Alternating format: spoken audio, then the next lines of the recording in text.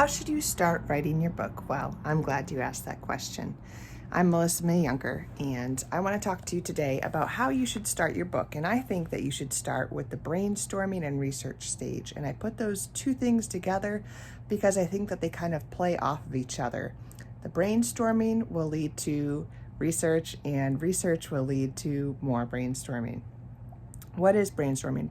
Brainstorming is writing down your ideas.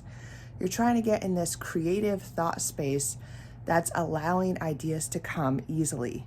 And you're not editing at this point. So that means if you have an idea and you're like, I don't like that idea. You have another one, you're like, I don't like that idea. Don't say no to yourself. Just say yes and allow the process to continue.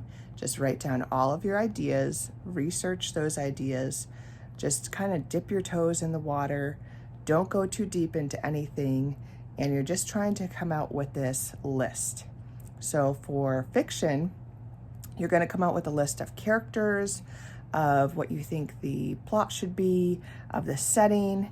You're going to research if it takes place in another historical time period. You want to learn about that time period, learn about people's mannerisms, how they spoke, how they dressed. All of those things are going to be important to your story, and those will give you ideas. If you're writing a nonfiction book on leadership development, then you want to look at, okay, who are famous leaders that you might want to include in your story? What are some statistics? What are some hard facts that you want to include? What would be some big topics? And I would say write down everything in organized notebooks or in organized documents.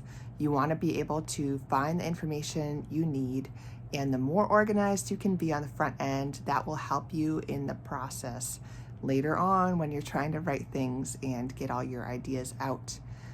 Early organization leads to greater success later on. And once you have a good list of your topics for your nonfiction book, or you have a good list of characters and exciting plot points you want to get into for your story, once you've generated some ideas, then you're going to move into the outlining stage. And you will have to stay tuned for my next video about outlining.